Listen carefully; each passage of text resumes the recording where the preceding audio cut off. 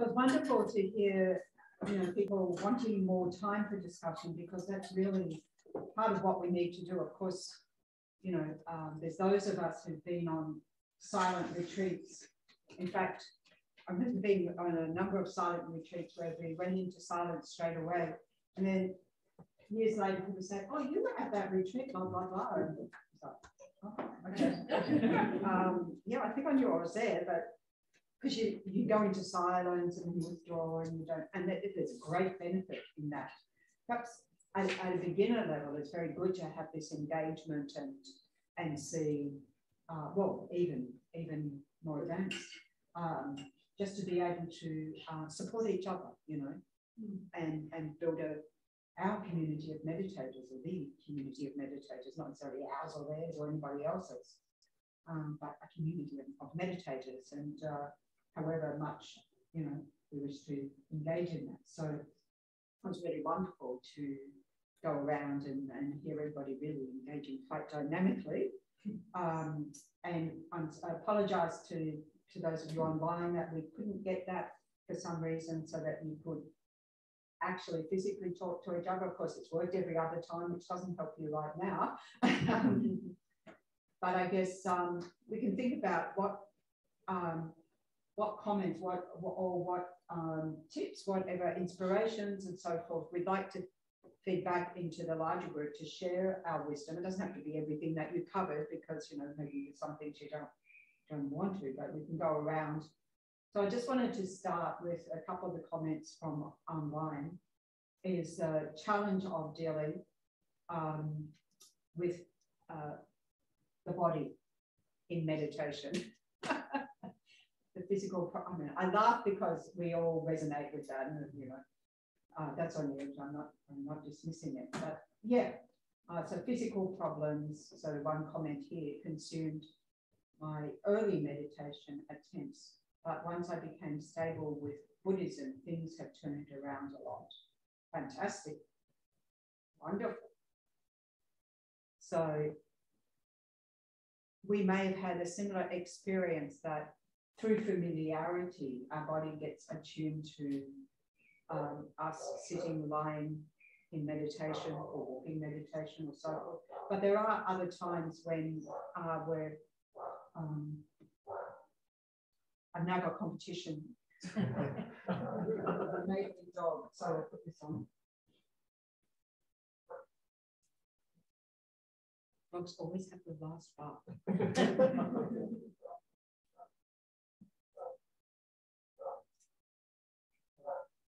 All right. Is that, no.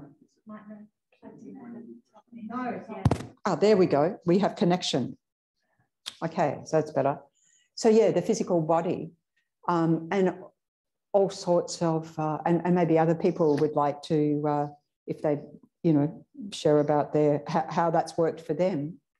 But at different times, obviously, as we go on, stuff happens with our body.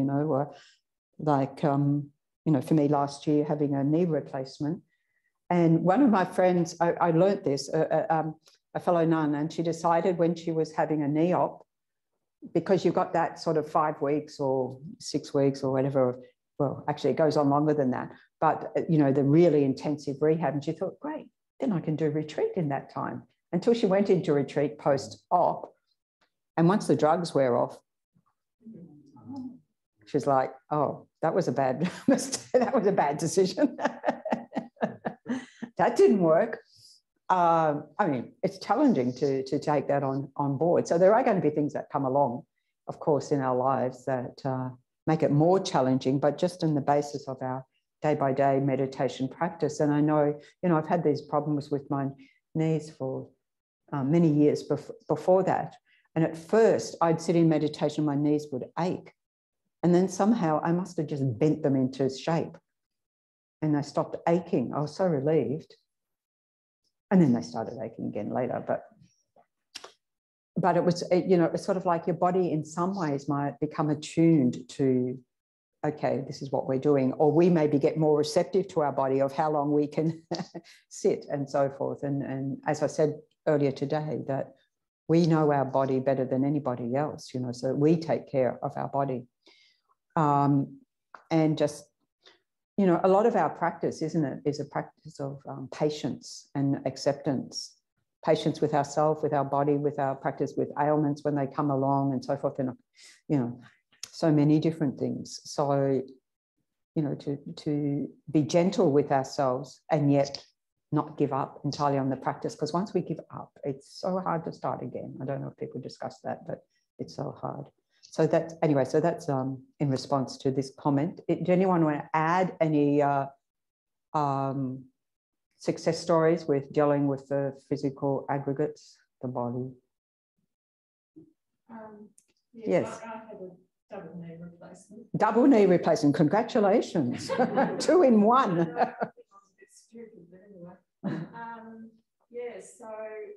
Yes, as you know, the pain level is pretty intense. Yes. And you know, at times it was just almost insufferable. But I have to say, also before my knee replacements, of course, I had a journey where my knees were giving me grief well before. Yes, the knees will give you grief well before the operation. And in fact, they say, you know, come back when it's unbearable. Yeah. So I became, and I was doing meditation before, so I actually became fairly practiced, thankfully, during those difficult times before the knee replacements, to practice my meditation detachment and to practice, you know, the fact that you're much bigger than your physicality. You're much bigger than your physicality. There's more to me than there is of the body.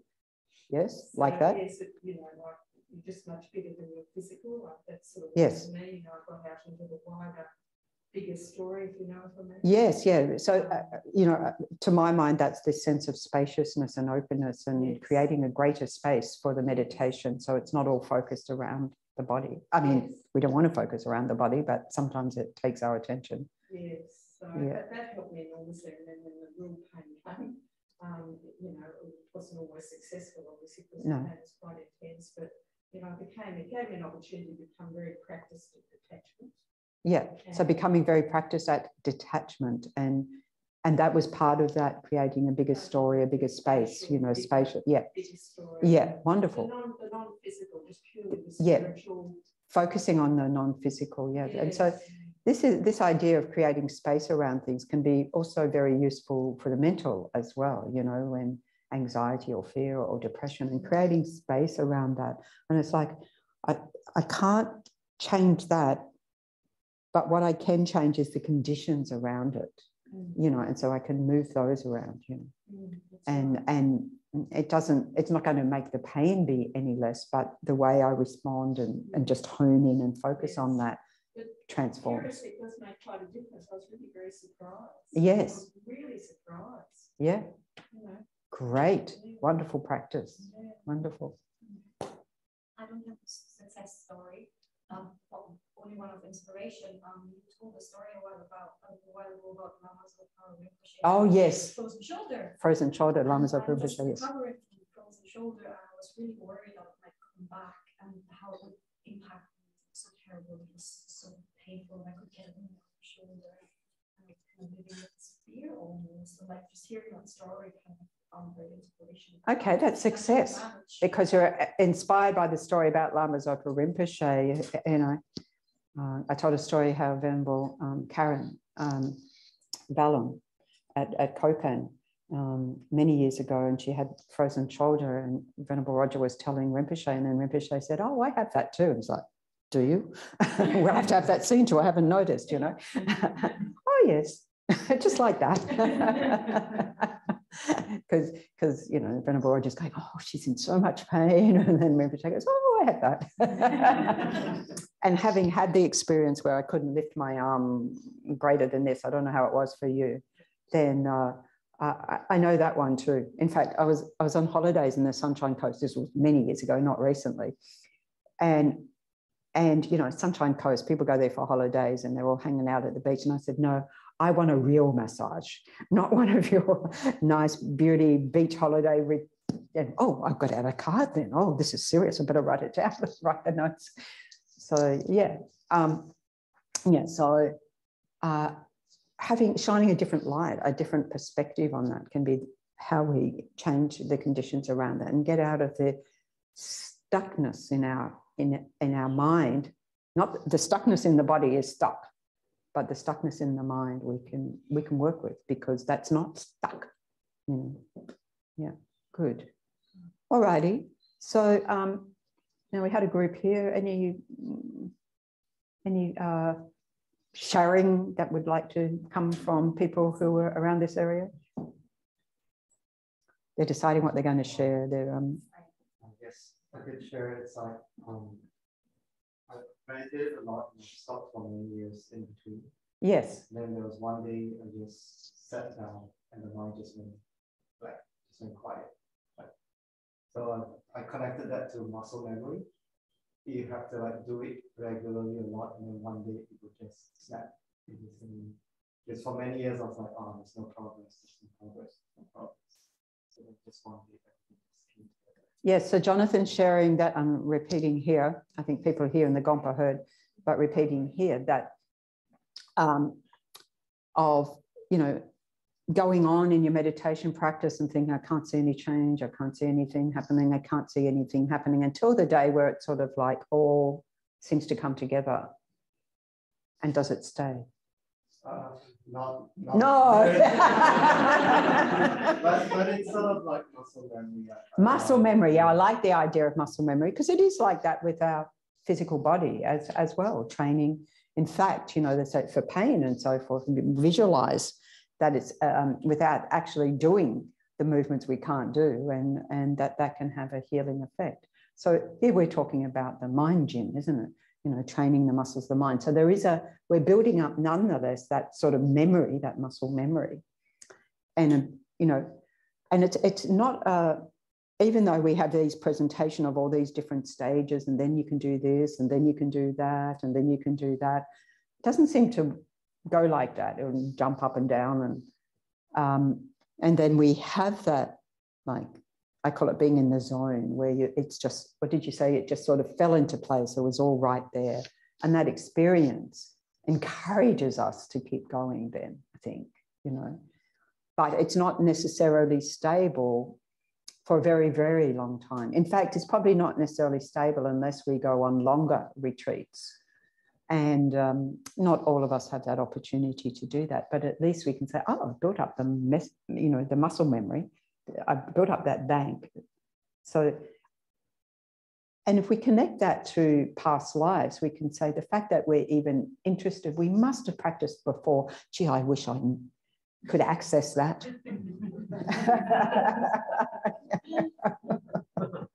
I mean, logically, must have done before and known the benefits and blah, blah, blah, blah, blah. But, so we just, like, most of the time we're just, it just seems to be, okay, well, I'll do it. And that's fantastic. Even having a routine of doing it is brilliant, because you're seeing their significance, even you're not seeing the results. That's amazing. Even I'm not seeing the results in, because the results can come a long time later, or some results. And then the whole idea of not having expectations of what we think we're going to get out of a meditation session, and then we might be surprised what happens, Okay, very good observation. Anyone else from this front area?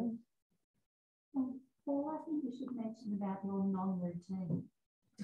Paul has a non-routine, a meditation non-routine. Oh, yeah. Thank you.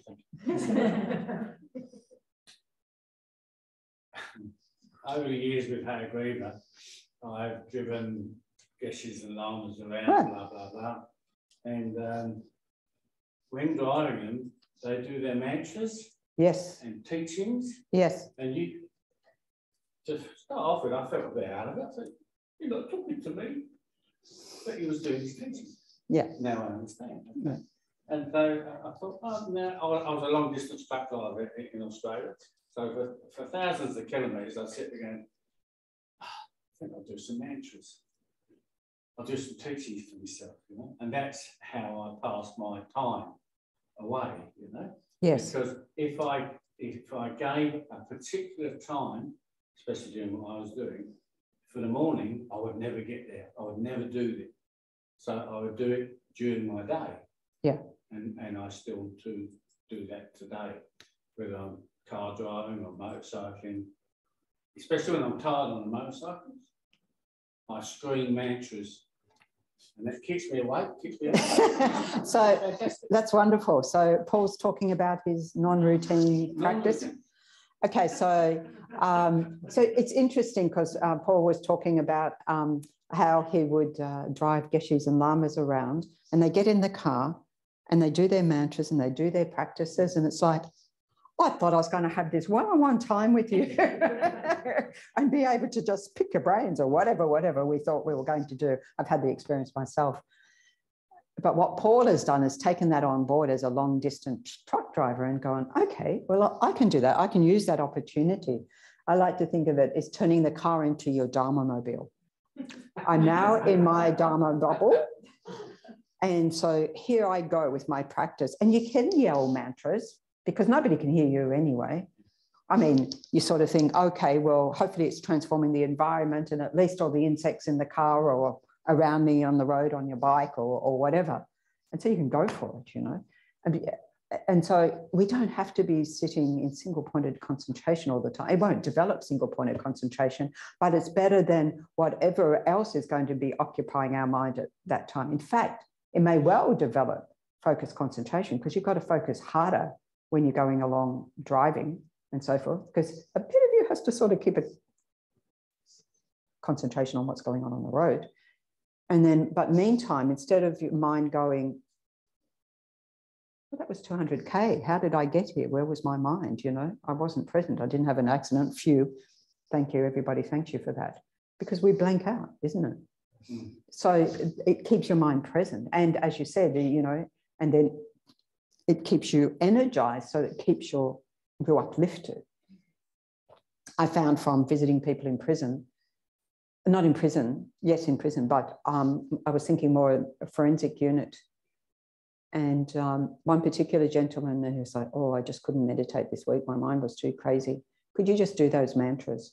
It's soothing, healing for the mind. We talk about mantras being protection for the mind. And I don't know about anybody else, but I first developed a meditation practice through TM. And you're given this my special mantra as if it's real special to me. And then it's my special mantra. And that becomes your focus, you know. So it's interesting, you know, it is a style of meditation, so we can focus on mantra. Yes, absolutely. So that's a good non-routine meditation practice. One of the biggest wake-up calls I had one night, it was all out to dinner in Northbridge with Hayagriva. Yes. With Robina. Yes.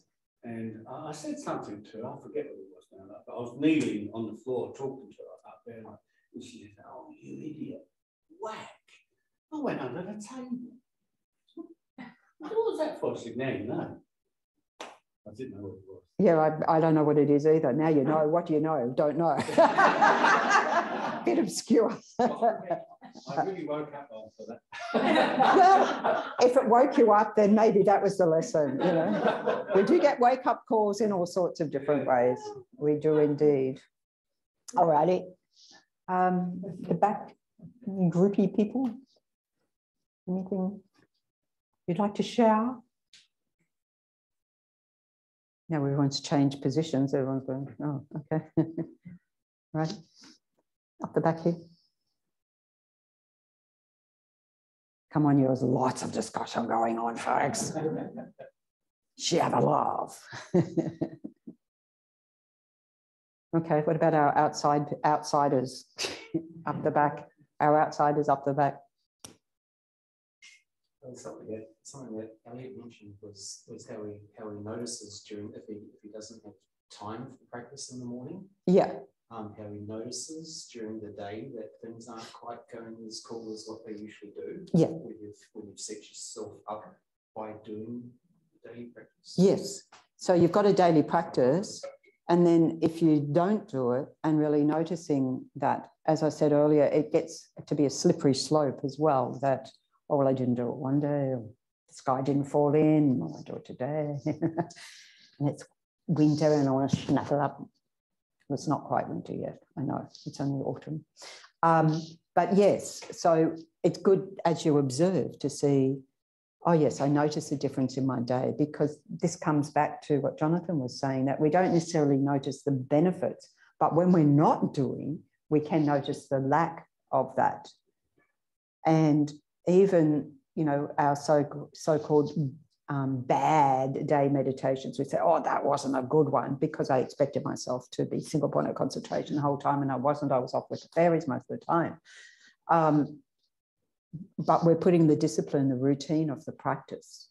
And we still notice, even though at a very manifest level of our mind, if we don't, not aware of those changes going on, they are happening at a subtle level. And that is what kicks in then when we're less reactive or more patient or more aware of others, all those things that happen in our interactions throughout the day. So yeah, good observation. Okay. I think our observation was not necessarily the practice itself, because it sounds like a lot of us are quite busy, but taking the practice and putting them into practice during everyday tasks. Yeah, putting into practice during everyday tasks, you know, is as I mentioned earlier, if we're not taking what we're learning when we're engaged in the practice, and this is obviously you appreciate the need to take time out and like days like today or tomorrow to really sort of hone in on the practice. But then at those times when it's like, we feel like I don't have time to meditate, because there's a lot of things we can distract ourselves with, which we don't debate about whether we've got time to do. But it starts to feel maybe onerous or a big task or something, but putting it nonetheless, even as little as we do, nonetheless into our day-to-day practice, in our day-to-day interactions, you know. But really, to be able to do that well, we need to have the grounding of a practice, because otherwise we don't even think about it, you know, in our day-to-day. It just sort of, oh, I forgot about that. Oh, that's right. But also, as I mentioned this morning, you know, taking those waiting moments, wherever it be, or the driving moments and so forth, especially your driving moments are hours and hours and hours, to be able to say, okay, I do have this time, because all I'm doing is sitting here driving. What am I going to do with that? Or all I'm doing is standing here in a queue, rather than looking, oh, I should have been in that queue. They're going quickly. You know, just practice and put that into practice with the person at the checkout.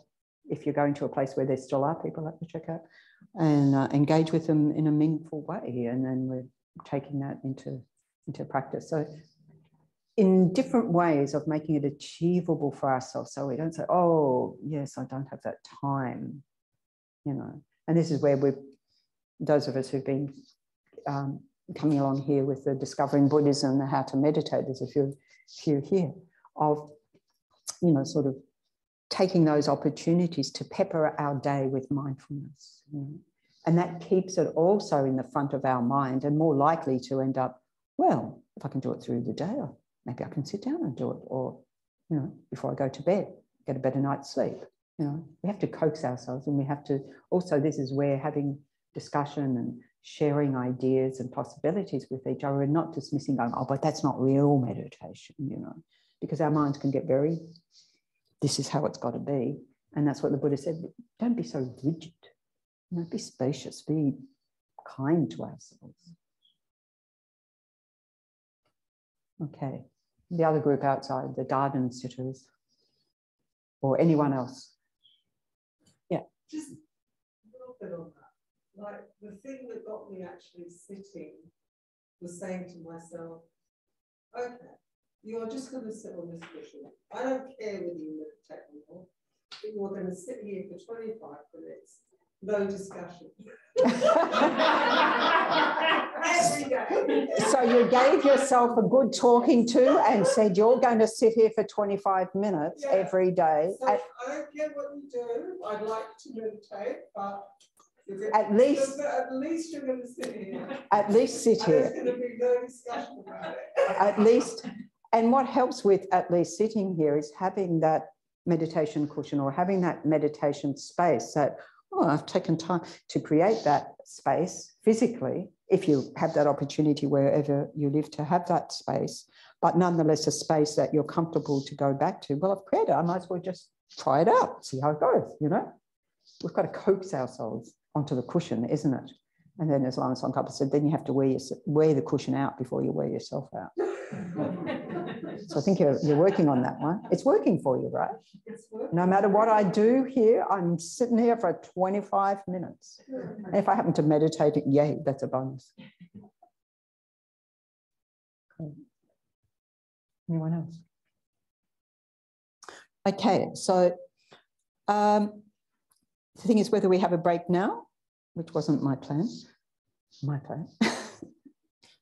Maybe we can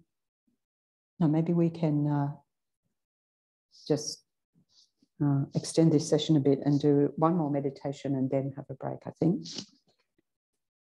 Okay.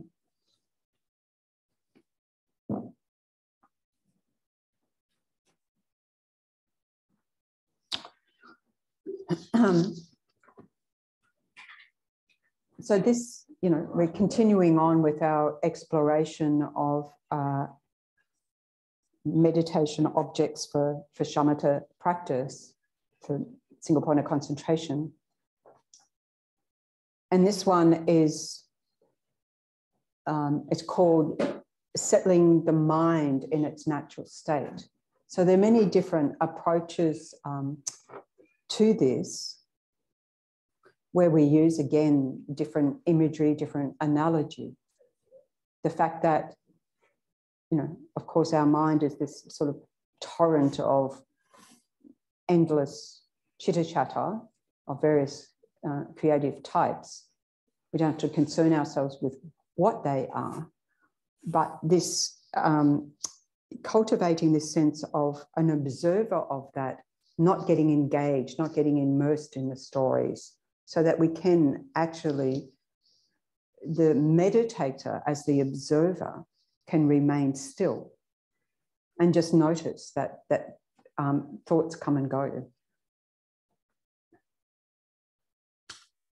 And to cultivate that stillness regardless. So more and more, and this is another approach to shamatha practice that we can refine to exquisite levels over time if we say, oh, that's the one for me.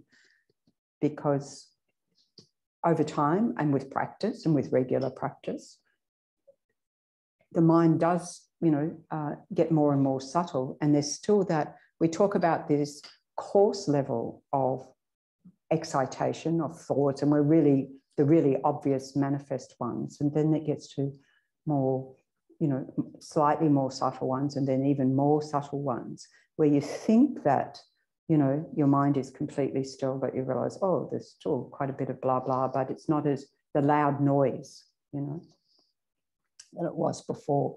And so it's still there. So it moves from, instead of being the center of my meditation, maybe more to the periphery, but it's still there. So for this, we use different, as I said, different analogies, and just to describe a few, and you may be familiar with these, is, for example, you're sitting in a coffee shop, right? And so you're sitting there in the coffee shop and you can see the passers-by. Say it's like in the city, on a busy day like now, Easter holidays. Well, that would be a challenge, wouldn't it? Okay, so here you are. You're sitting there and you're observing the passers-by, and some are really fast and some are window shopping, meandering and so forth. Some are really colourful, some are not, they're all different shapes and sizes and so forth. But you're not getting out and following every single one of them down the street. You're just sitting there observing the comings and goings as you have your coffee, and maybe a single point of concentration on the coffee too.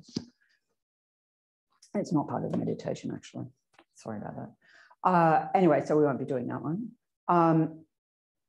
And another one, which is quite commonly used, so maybe familiar with this, is that you're sitting on the bank of a stream. And the stream literally is our stream of thoughts, our stream of consciousness. And it's said for those, at the beginning, it's not a stream, it's this cascading, ever-flowing torrent of thoughts, of images, of memories, of this and that. But I like the idea of the stream, because it's like I'm the meditator sitting on the stream. And I'm not jumping into the river of my thoughts and drowning in it or getting caught up in it. Also, if I were to grab any, you can't grab any one of those moments. You reach into a stream and it's already, you know, downstream, like it's gone, like it's not there, like you can't find the origin of it. So this is not to try and understand the thoughts or where they come from or anything else like that. It's just to observe that our mind's like this flowing stream of consciousness, again, sometimes meandering, sometimes a little bit still, sometimes there's crashing waterfalls, and sometimes it's fast, sometimes slow, and so forth.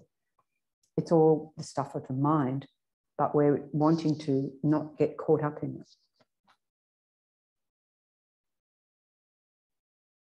Another one I like is you're watching a movie, and the movie is on the movie screen. It's the movie of your mind. I think, what's the point going to movies? I can make them up for free myself. I don't need any more movies in my mind. But maybe you feel differently.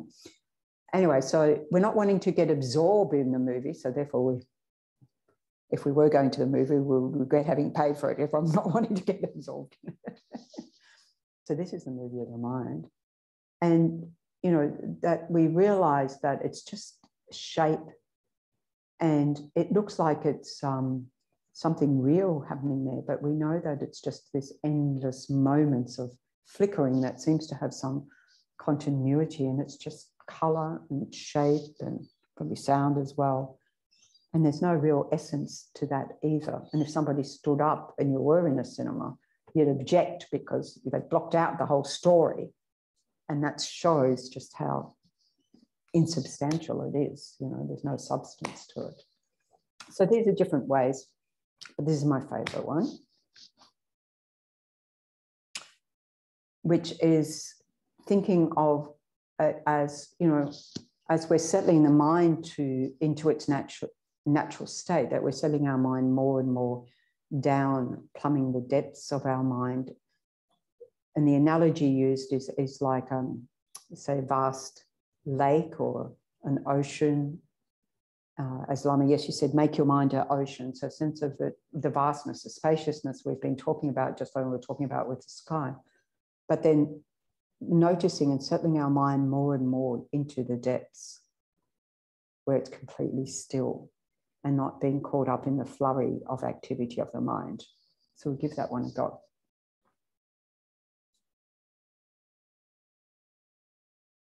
Many years ago, Venerable George Churinoff came to Vajrayana Institute. And I think he's been here, you know, it's a long time ago, right? This is how long ago. It was just after Steve Irwin had died.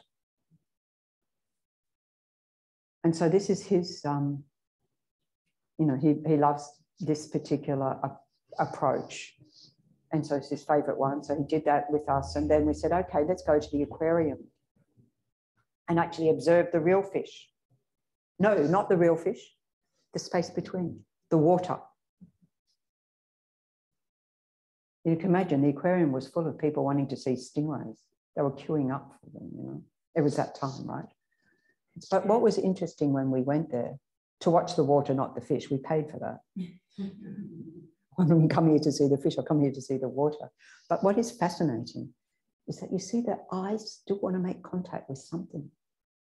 And so you're watching the water, and instead of watching the fact that it's clear, transparent, let alone still, you're looking, oh, there's food and poop in there, there's this, and like you're looking for contact. It's very interesting. With the eyes, we look for contact. That's what we do, we seek contact. So here in this meditation, it's not pushing away, but not engaging with that contact, just noticing. So we'll give that one a go. Okay. So adopting a conducive posture for this time of day for yourself, and taking into consideration the challenges your body gives you. In other words, being gentle with ourselves. So we see how we go lying down with a with this visualization. It might be a bit more challenging lying down, but you can give it a go. Hey, look, never say never.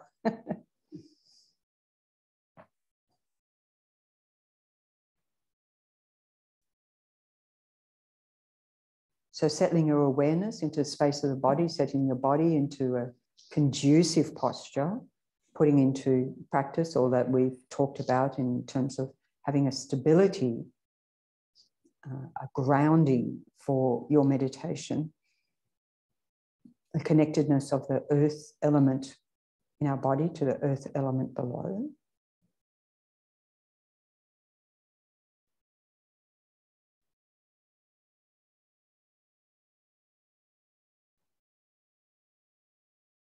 Settling our awareness on the breath in the whole of our body.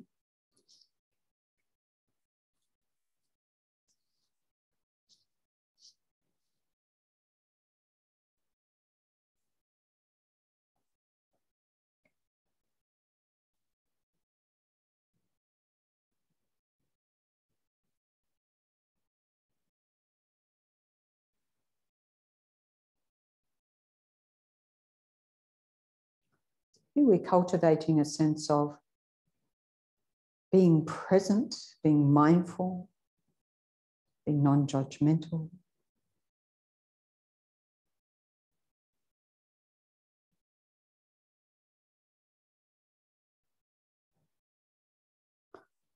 In which, thoughts, feelings, all sorts of mental activities arise, but we're accepting them. We're accepting the fact they do arise. They arise, they abide. We don't give them energy. They will pass.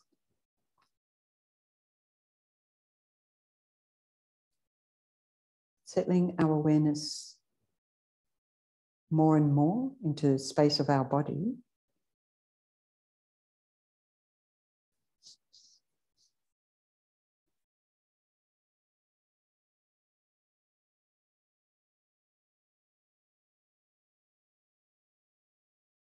A state of stillness, relaxation, and alertness. So if our mind's a little bit dull because it's this time of day, then we can elevate, just check our posture, but elevate our mind, a sense of lightness.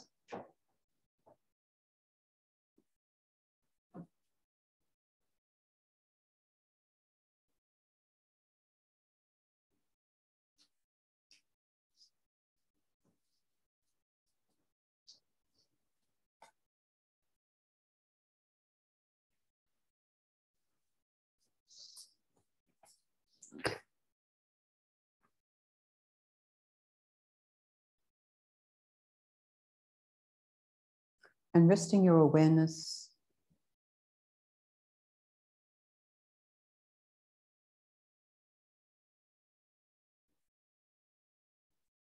in the stillness.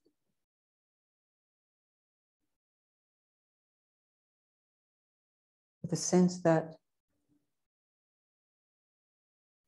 the mind is like this vast ocean out there in the middle of the ocean.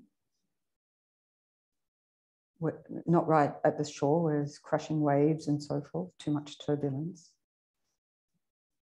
A sense of coolness, fluidity,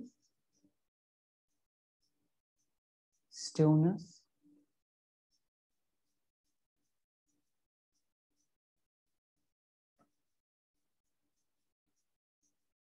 Transparency.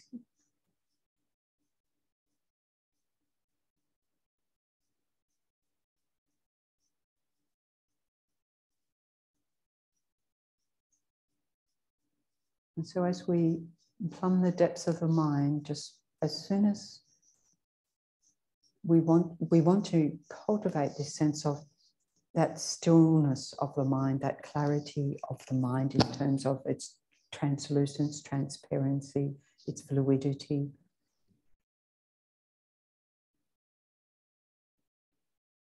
And then whenever those thoughts come and hijack us away, it is the nature of the mind to think. We accept that. So for example, you know, the waves on the surface of the ocean that come, maybe crashing waves, there may be gentle ripples or so forth. And as soon as we are aware of that, just let your awareness drop down from that into the depths where it's still. It's not caught up in the flurry of activity of the surface of our mind, accessing deeper level of stillness.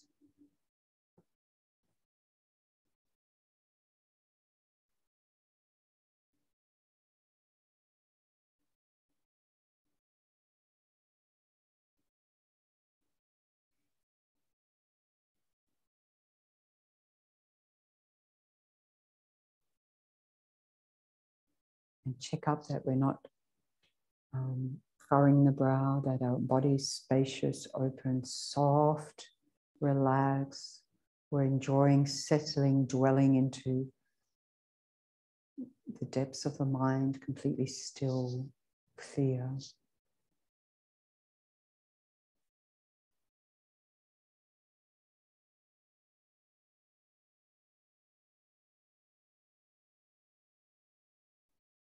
And then from those depths, even that flurry of activity on the surface, we're not engaging with it. We're just allowing ourselves to observe it coming and going. It is the nature of mind, but it's not taking me away from cultivating this stillness, this focused attention.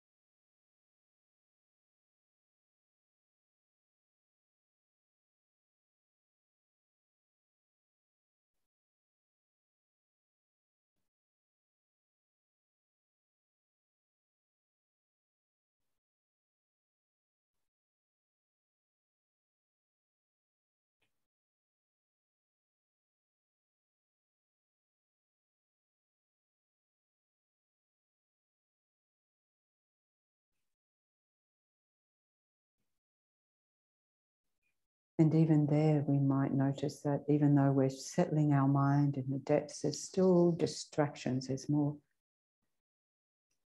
it's like the fishy thoughts, you know, coming along, darting around, different colors, different shapes, different sizes, dark looming ones and little darting ones and so forth. So again, settling our mind, not getting caught up in these different thoughts swimming around. We can stay with that stillness. We can stay with that coolness,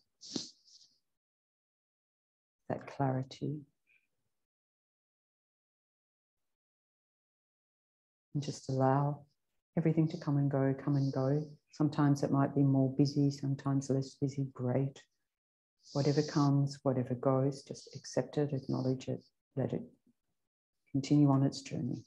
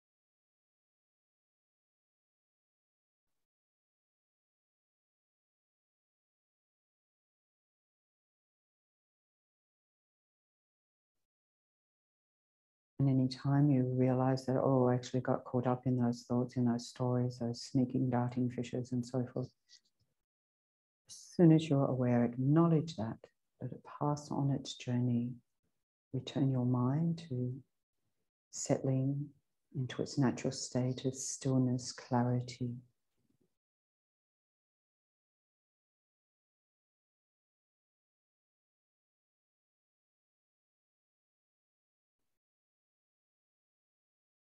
Accessing more and more the depths of your mind, the subtle levels of mind.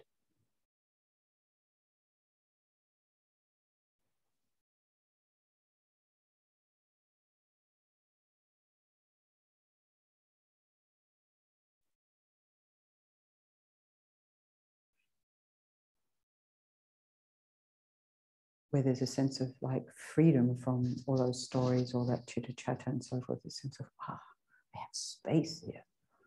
Phew.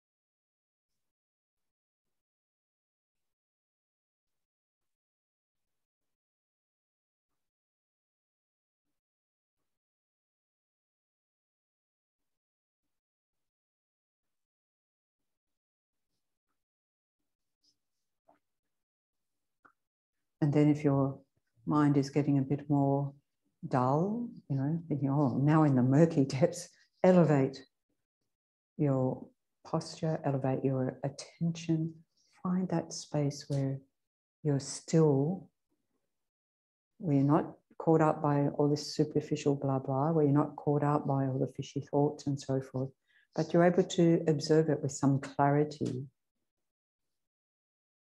with distance, just allowing things to come and go, neither pushing them away or bringing them towards ourselves. Just allow everything to be in the stillness of your mind.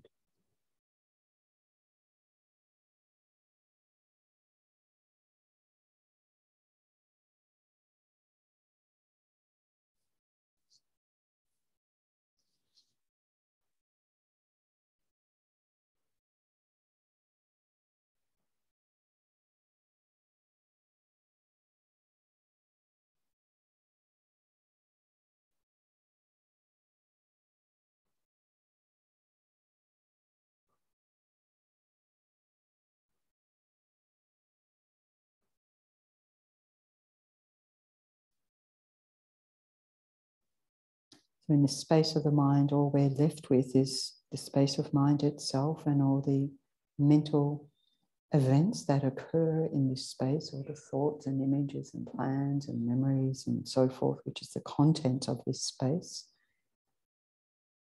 that merge with that clarity, that coolness of the fluidity of your mind. Make your mind truly an ocean of stillness.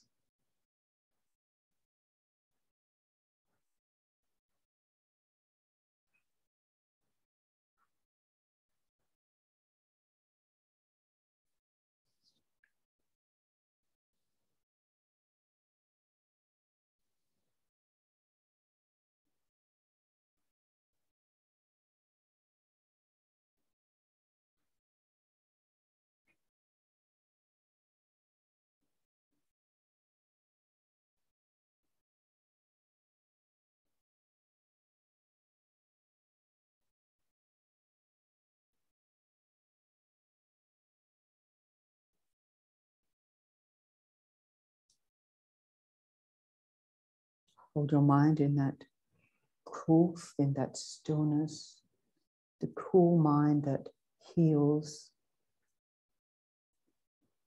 the heat of our agitated states, that refreshes, that brings us to stillness.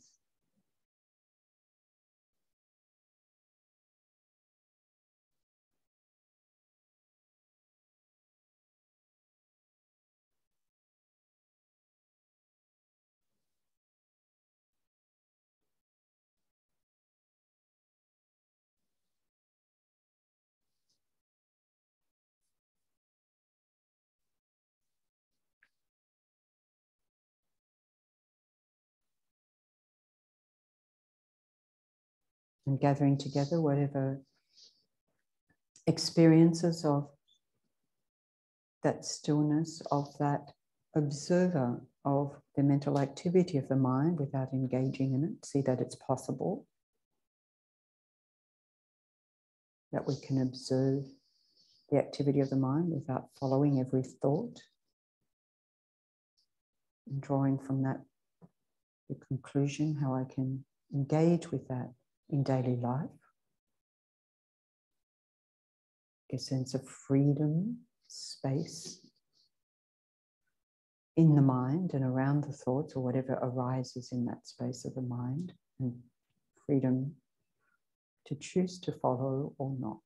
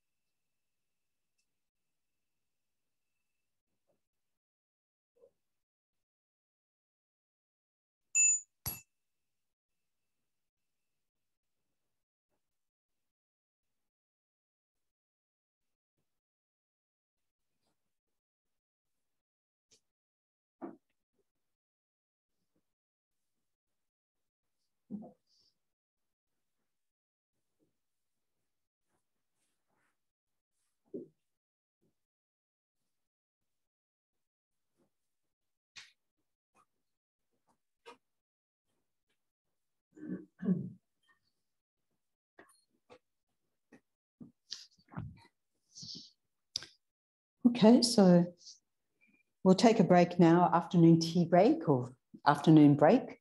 Take the opportunity, I think, a good idea to maybe get out and get the sunshine with expansiveness and so forth.